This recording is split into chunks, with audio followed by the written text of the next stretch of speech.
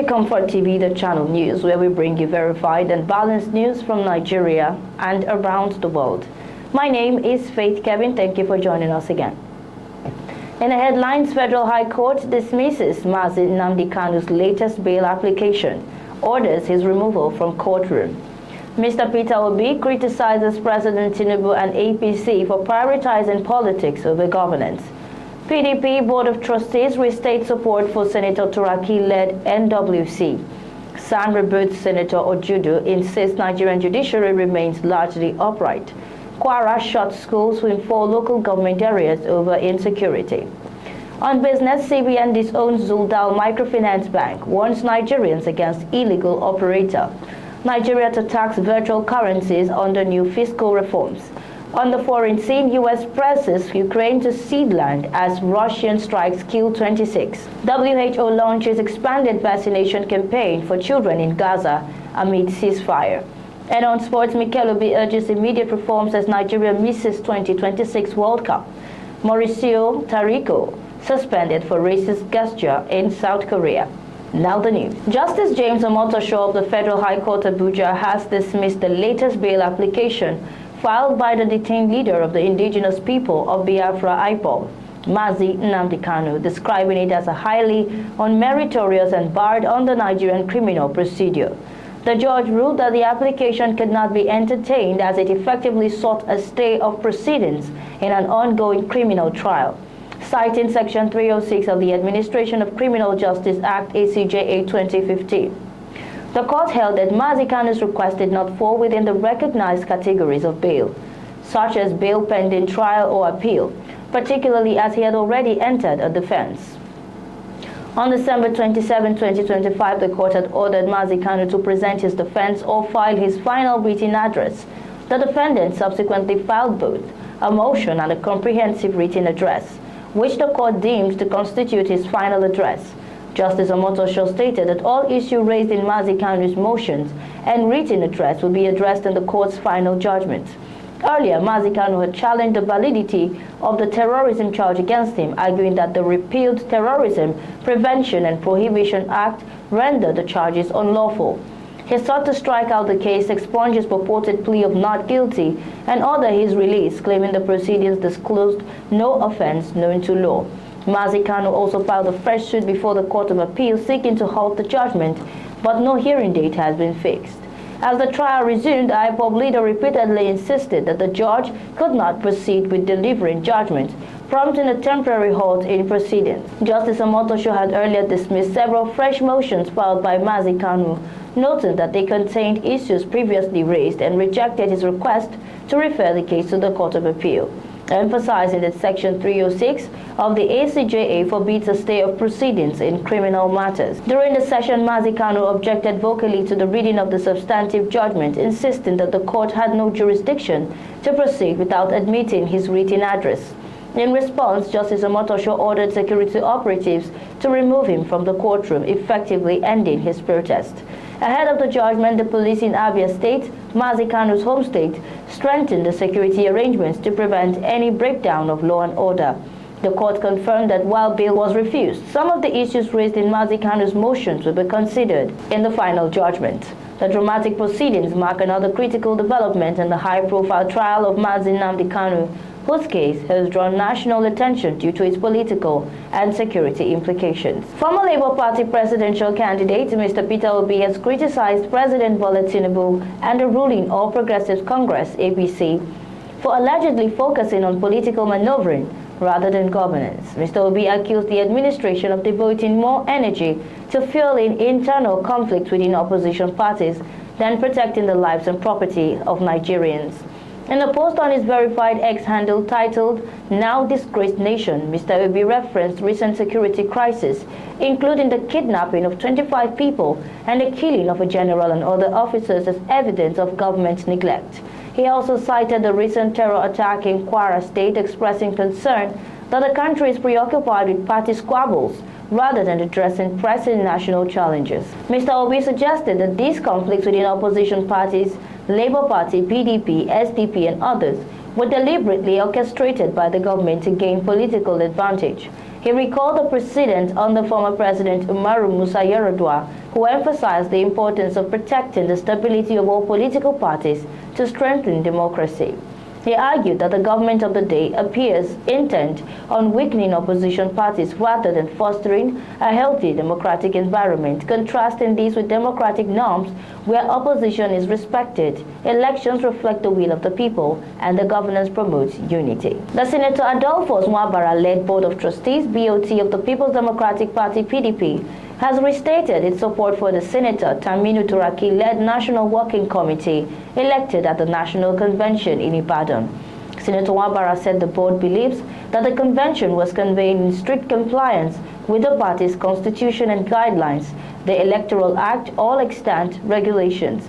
He said the convention represented the collective will of delegates and stakeholders of the PDP across the country. Senator Nwabara condemned the invasion of the party national secretariat by those he described as expelled members and armed thugs to unleash violence on party members in an attempt to forcefully take over the party secretariat.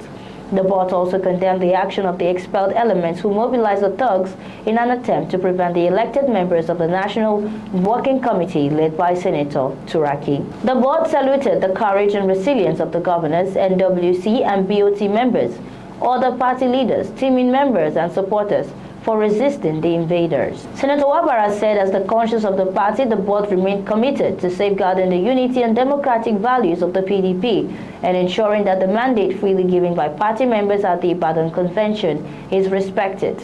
He urged the new NWC not to be deterred but remain focused on rebuilding and repositioning PDP as they march to victory in the 2027 general election. Senior advocate of Nigeria, San Dr. Kayode Ajulo, has challenged Senator Babafemi Ojudu allegations that Nigeria's judicial system is compromised and that justice is routinely bought. Dr. Ajulo described the claims as unfair and capable of distorting public perception of an institution he said remains central to the protection of citizens' rights. While acknowledging Senator Ojudu's right to recount his personal experiences, Dr. Ajulo maintained that one negative encounter should not be used to define an entire institution. Dr. Ajulo said Senator Ojudu failed to mention the positive outcomes he had received from the same judicial system, including the legal victory that affirmed his Ekiti Central senatorial mandate. Dr. Ajulo, who handled the case from the Federal High Court to the Supreme Court, said every stage of that matter was determined strictly on the basis of law and evidence, with no suggestion of bribery or undue influence. According to him, these outcomes demonstrate that the court had often ruled against powerful government interests. Dr. Ajulo further highlighted the Supreme Court decision rejecting ex-Governor Buhari's administration's attempt to delete Section 84, subsection 12 of the Electoral Act, noting that many observers had expected the court to rule in favor of the government, but it chose instead to uphold the law. The Sun urged the public to avoid sweeping generalizations that undermine the trust in the judiciary, stressing that institutional reform must be driven by balanced criticism rather than narratives that weaken public confidence. The Kwara state government has directed the immediate closure of schools across 4 local government areas following rising security threats in parts of the state. The affected local government areas are Isin, Irepodun, Ifelodun, and Ekiti, all located within the Kwara South axis. The directive was communicated through the Nigerian Union of Teachers, Kwara State Wing, which informed school administrators and teachers of the government decision.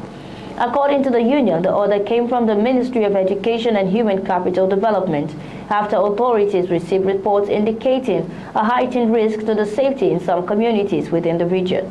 The government is said to have acted in response to intelligence assessments and growing concerns over emerging security incidents, prompting a precautionary shutdown intended to protect students, teachers, and school infrastructure. The closure affects both public and private primary and secondary schools operating in the 4 local government areas. Union officials have urged school heads and staff to comply fully with the directive while the state monitors developments. They also indicated that government agencies are working with security operatives to evaluate the situation and determine the appropriate timeline for reopening. This is ComfortTV.channel news. We return shortly with business, foreign and sports news.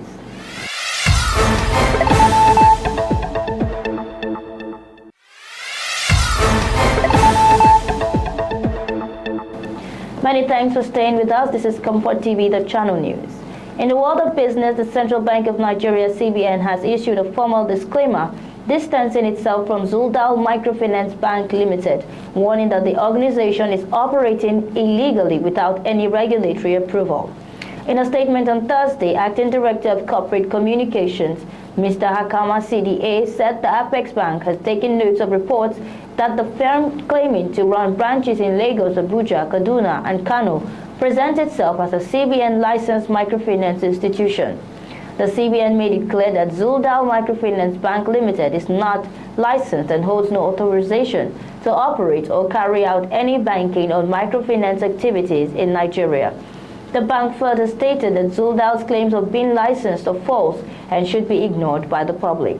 Re-emphasizing the provisions of the Banks and Other Financial Institutions Act, BOFIA 2020, the Apex Bank pointed to Section 2, Subsection 1, which forbids any individual or organization from offering banking services in Nigeria without proper incorporation and a valid license issued by the CBN.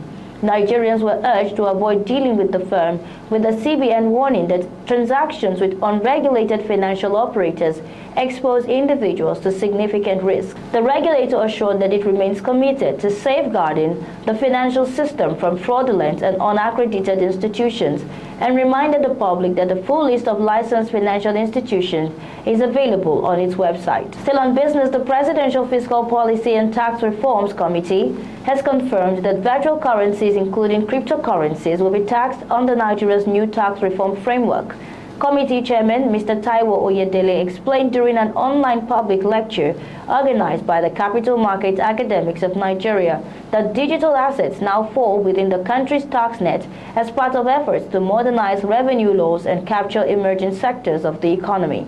He noted that virtual currencies, which exist only in electronic forms and are typically created by private developers, have become widely tradable and convertible, making their taxation necessary. Mr. Oyedele, however, stressed that capital market gains have been exempted from taxation under the new law, a move intended to attract young investors to regulated financial markets and counter misinformation that has discouraged participation. Foreign now, a new United States peace proposal has reportedly asked Ukraine to surrender territory and drastically reduce its military strength, even as a Russian missile strike in the western city of Ternopil killed 26 people, including 3 children. The proposal, described by a source familiar with it, mirrors Russia's long-standing demands for an end to the nearly 4-year conflict, terms Ukraine has consistently dismissed as unacceptable and equivalent to surrender. The plan would require Kyiv to recognize Russia's control over Crimea and other occupied regions, cut its armed forces to about 400,000 personnel, and relinquish all long-range weapons. The initiative surfaced as Ukraine sought renewed engagement from Washington during President Volodymyr Zelensky's visit to Turkey, an effort that appeared to stall after an expected American envoy failed to attend the talks. At the same time, a high-level U.S. military delegation led by Army Secretary Daniel Driscoll arrived in Kyiv for discussions with Ukrainian officials on options to stabilize the battlefield situation. Ukraine's top commander Oleksandr Syrskyi emphasized the need for stronger air defenses, expanded long-range strike capabilities, and measures to secure the front line. Reports in the American media have suggested that Washington and Moscow have held discreet conversations on potential settlement terms, though the Kremlin has refused to comment publicly. Meanwhile, Russia continues to occupy about 20% of Ukrainian territory and insists it would not halt its military campaign unless Kyiv accepts its conditions. Officials confirmed that 92 people were injured, including 18 children, in one of the deadliest attacks in western Ukraine since 2022. The attack also came as Russia continues its campaign against Ukraine's energy infrastructure ahead of winter, placing additional strain on a stretched Ukrainian military facing incremental Russian advances across several fronts. Zelensky has said he hopes to resume large-scale prisoner exchanges before the end of the year, but Ukraine's leadership remains silent on U.S. pressure and sanctions to compel Russia to negotiate. Still on the foreign scene, the World Health Organization announced plans to vaccinate over 40,000 children in Gaza against a range of preventable diseases, leveraging the ongoing ceasefire in the region. In the first phase of the campaign, launched on November 9, more than 10,000 children under the age of 3 have already been vaccinated. WHO Chief Mr. Tedros Adhanom Ghebreyesus said Phase 1 has been extended until Saturday and aims to protect children against diseases including measles, mumps, rubella, diphtheria, tetanus, whooping cough, hepatitis B, tuberculosis, polio, rotavirus, and pneumonia. Phases 2 and 3 of the campaign are scheduled for December and January and are being carried out in collaboration with UNICEF, the UN Agency for Palestinian Refugees, and Gaza's Health Ministry, which operates under Hamas control. Mr. Tedros expressed optimism over the continued ceasefire, noting that it enables the WHO and its partners to restore essential health services and support the re-equipment and reconstruction of Gaza's heavily damaged healthcare system. On sports, former Super Eagles captain John Mikel Obi has described Nigerians' failure to qualify for the 2026 FIFA World Cup as an absolute shame, saying that even winning the upcoming Africa Cup of Nations would not make up for the disappointment. Speaking on his podcast, the Obi-Wan Mikel argued that the Nigerian Football Federation and the FEF board should resign immediately, insisting that their repeated failures in guiding the national team cannot be excused. He said the World Cup may rob fans of the chance to see the country's top players, including the nation's leading striker, perform on football's biggest stage. Mikel emphasized that the missed qualification denied Nigerian players the exposure and opportunities that come with competing in the World Cup, and he expressed frustration over administrative negligence. The former Chelsea midfielder called for immediate reforms ahead of the Africa Cup of Nations, stressing that while time is short, necessary changes must be implemented to prevent further failures. Mikel concluded that the NFF board had failed in its primary responsibility to lead the national team to the World Cup and said this failure cannot be justified under any circumstances. Moving on, former Premier League defender Mauricio Taricco has been suspended for 5 matches and fined 20 million won, which equals $13,600, after making a racist gesture towards a referee in South Korea. The 52-year-old Argentine, currently an assistant to Jeonbuk manager Gus Poyet, was found by league officials to have pulled back the corners of his eyes in a slant-eye gesture during a match earlier this month. The incident occurred after Tariq was sent off by referee Kim Woo-sung following a dispute over a handball decision. He reportedly shouted the Spanish word for racist at the referee before making the offensive gesture. The K-League Disciplinary Committee determined that Tariq's action constituted racist behavior, noting that the gesture is widely recognized as derogatory and aligned with conduct previously sanctioned by FIFA. Tariq had claimed he was merely pointing to the referee's eyes to question whether he had seen the handball, but the K-League rejected this explanation. Jeonbuk, South Korea's first division champions for the 10th time, confirmed that the suspension and fine had been applied. Taricco has a long history of working with Poyet, having served as his assistant in multiple countries, including England, Greece, Spain, China, and France. And that's our news bulletin this evening. A recap of our top stories. Federal High Court dismisses Mazi Nnamdi Kanu's latest bail application, orders his removal from courtroom. Mr. Peter Obi criticizes President Tinubu and APC for prioritizing politics over governance. PDP Board of Trustees restates support for Senator Turaki-led NWC. SAN rebukes Senator Ojudu, insists Nigerian judiciary remains largely upright. Kwara shut schools in 4 local government areas over insecurity. On business, CBN disowns Zuldal Microfinance Bank, warns Nigerians against illegal operator. Nigeria attacks virtual currencies on the new fiscal reforms. Foreign, U.S. presses Ukraine to cede land as Russian strikes kill 26. And on sports, Mauricio Taricco suspended for racist gesture in South Korea. Thanks for watching. For breaking news, exclusive interviews and more, follow us online at ComfortTV.channel on all platforms. Remember to like and share our videos, subscribe to our channel and click on the notification bell so you don't miss out on future updates. My name is Faith Kevin. Until next time, stay informed, stay connected.